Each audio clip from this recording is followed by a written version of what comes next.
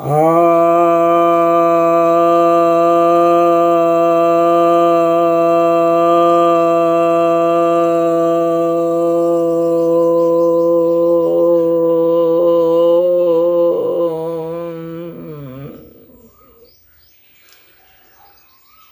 भक्तजनों को सप्रेम नमन। भक्तों, आज मैं आपको एक प्रसंग के माध्यम से एक संदेश देना चाहता हूँ। और प्रसंग ऐसा है कि एक सज्जन जो तंबाकू खाते थे, वे तंबाकू मांगने के लिए, अक्सर जो तंबाकू खाते हैं वे तंबाकू मांगने में हिचकते नहीं हैं किसी से भी, और उनसे भी मांग बैठते जो नहीं खाते हैं। तो उन्होंने ऐसे नहीं खाने वाले व्यक्ति से भी, उन्हें पता नहीं था कि ये खाते हैं कि नहीं खाते हैं, उनसे मांग बैठे तंबाकू। और जब उन्होंने कहा कि अरे भाई, मैं तुमको तंबाकू खाने वाला दिखता हूँ, मैं तंबाकू नहीं खाता हूँ, तो उन्होंने कहा कि कोई अमर नहीं है।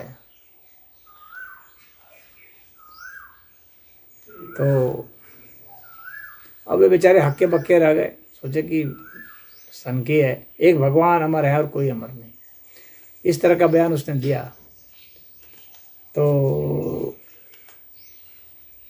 जो जवाब दिए थे उन्हें समझ में नहीं आया कि आखिर इसका क्या तात्पर्य है। क्योंकि मैं भी वहाँ पर था, तो मुझसे पूछे कि महात्मा जी आप भी बताइए, क्या ये कह रहा है, सनकी है, पागल है, क्या है। मैंने कहा नहीं, ऐसी बात नहीं है। उसने 2-3 वाक्य के बीच में गायब कर दिए, हटा दिए। उसके कारण ही आपको लग रहा है कि यह पागल सनकी है।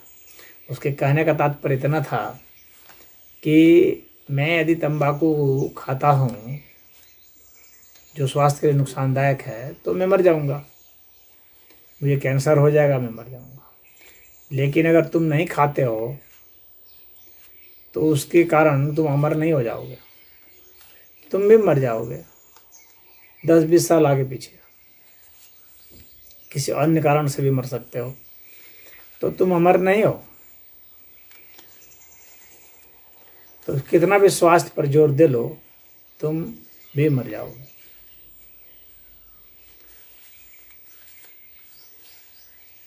अमर तो सिर्फ भगवान है,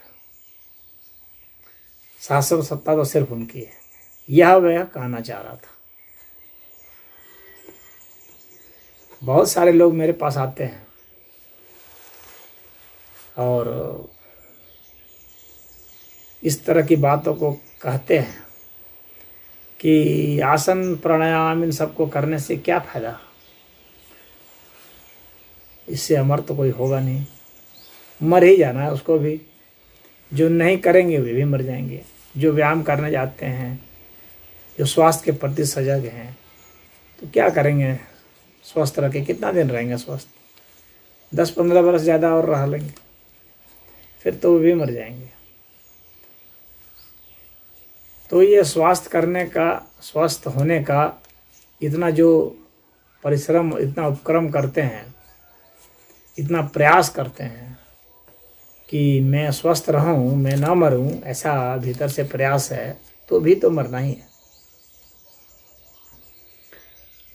मृत्यु एक ऐसी चीज़ है जो आनी है, परंतु प्रश्न यह है कि मृत्यु को तो आनी है, लेकिन जब तक व्यक्ति को जीना है, मृत्यु के भय से व्यक्ति जीवन जीना तो नहीं छोड़ देता। मृत्यु आनी है, इस सच्चाई को जान करके, जिंदगी की जो सच्चाई है उससे तो मुख नहीं मोड़ लिया जाता है।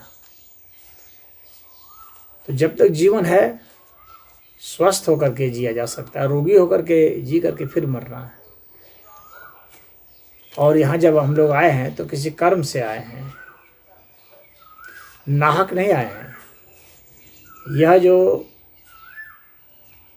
सृष्टि है यह नाहक नहीं है, यह अराजकता में नहीं है, यह तुक्के में नहीं है।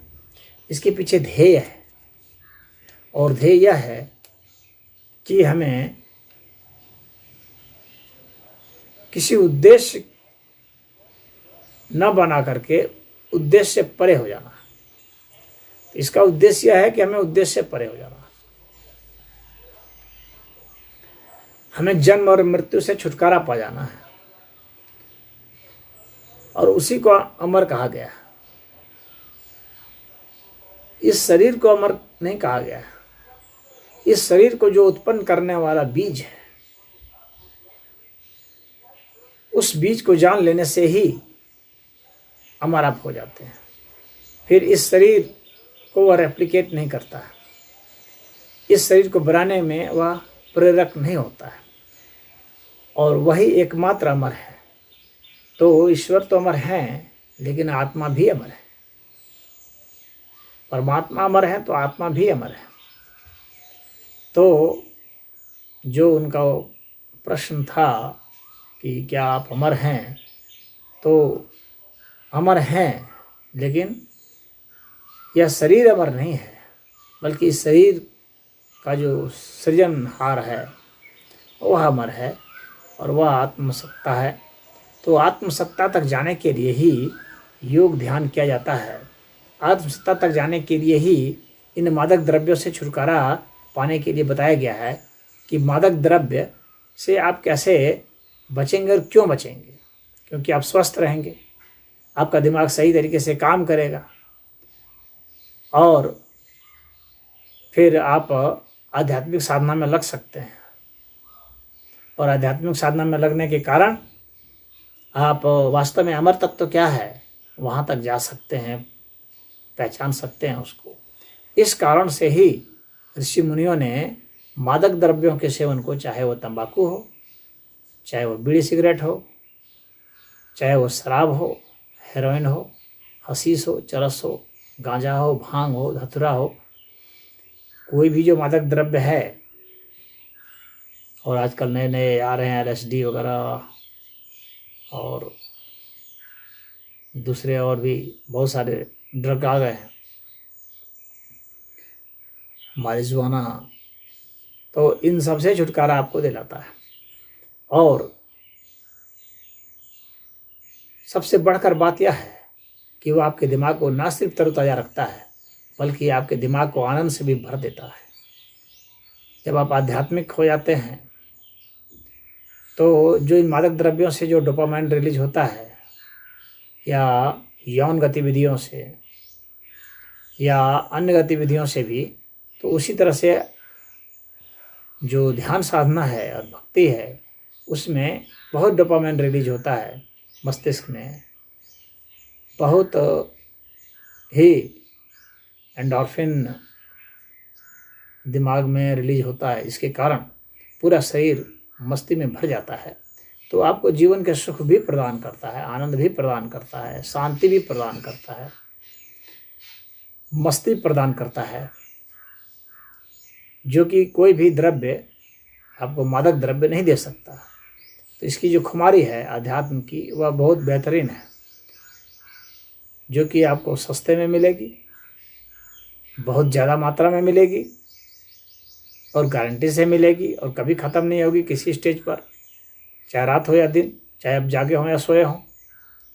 तो इसलिए यह ज़रूरी है। इसके अलावा आपको सुख, शांति, ज्ञान, आनंद इन सबसे भर देता है। इसलिए मना किया गया है मादक द्रव्यों के सेवन को। तो इस परिचर्चा का उद्देश्य यही था कि उसका जो तर्क था, उस तर्क के हिसाब से अपने को विनष्ट कर देना कि मुझे मरना ही है तो आज ही मैं आत्महत्या कर दूं, पॉइजन में खा दूं, क्योंकि कोई भी अमर नहीं है तो चलो मर जाते हैं। ऐसा सोच करके अपने को नष्ट करने वाला व्यक्ति, जो अपने जीवन की गरिमा का, जो जीवन का सम्मान नहीं कर रहा, वह मृत्यु को, इस तरह से स्लो डेथ को वो आमंत्रित करता है।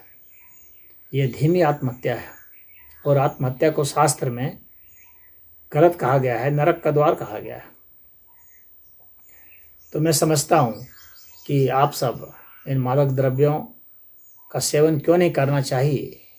और यह जो तर्क खोजा है इन चरसियों ने, गंजेड़ियों ने और शराबियों ने कि पी के मैं ही नहीं मरूंगा, तुम लोग नहीं पियोगे तब भी मर जाओगे, इस तर्क का यही उत्तर है।